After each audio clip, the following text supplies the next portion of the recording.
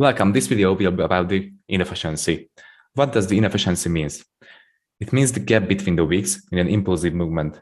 If price moves rapidly, printing several candles, and the wicks between the candles doesn't meet, it will be inefficient. So as you can see, price is printing several candles here, and the wicks between the candles, so this one and this one, doesn't meet in the middle. So this gap between the price is inefficient. So basically, inefficiency means gap between the wicks. Okay, here you can see an example for an efficient price. As you can see, several candles has been printed and the wicks between the candles meet in the middle. So there's no gap in the price, there's no inefficiency in the price, so this one is efficient.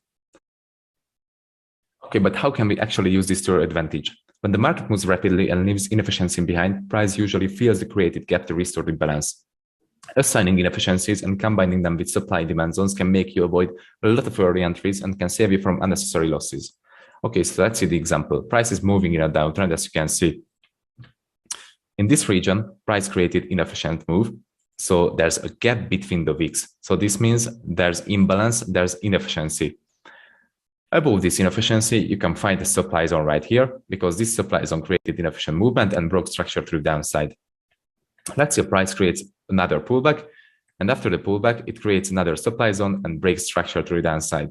But this supply zone has no inefficiency below, just like this. So price has a greater chance to levitate back up to this supply zone and react on this than reacting on this one.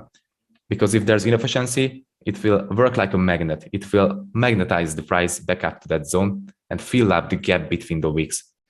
So if you see something like this, one inefficiency and one efficiency, you will aim for the inefficiency because it has a greater chance to reverse the price than this efficient movement.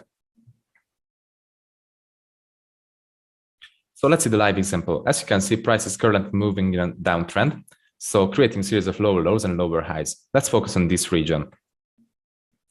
As you can see, price created a breakout structure to the downside with this candle. After that, it created inefficiency, so there's gap between the wicks. This area needs to be filled. Price has a great chance to levitate back up to this supply zone, react on this supply zone, and continue the bearish trend. This is exactly what happened because price reacted on this supply zone, broke structure to the downside here. It's a breakout structure and created another inefficient movement. So as you can see, inside of this supply zone, price created another supply zone, which is right here, because this supply zone caused the inefficient movement. So there's a gap between the wicks again, here and here also. So price has a really great chance to come and fill this inefficiency up before it continues the overall bearish direction.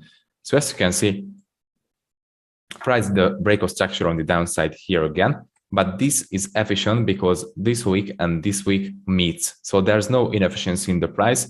So it has a greater chance to fill up this void here and react in the supply zone. And after the reaction on the supply zone, it can continue the bearish trend. Okay, so I want you to practice inefficiencies. I'd like to give a task for you. So mark all of the inefficient areas between this line and this line. So in this region. For this task, you will need an image editor program or just a TradingView, and you have to screenshot this image and copy and paste into TradingView. I would like to ask you to mark all of the inefficient areas, and I will just show you an example. For example, I see an inefficient area here. I just press my highlighter and mark it. I would like to ask you to do the same with all of the inefficient areas. I will give you 1 minute for this.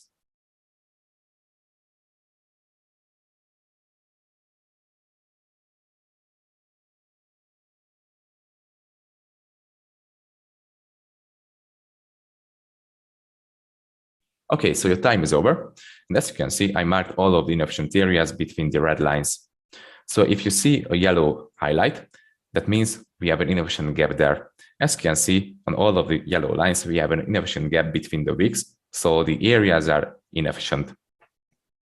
It will take some practice to notice all of the inefficiencies on a chart. So if you watch this video, I would like to ask you to open TradingView and just practice the inefficiencies and train your eyes to see them. Okay, see you in the next video.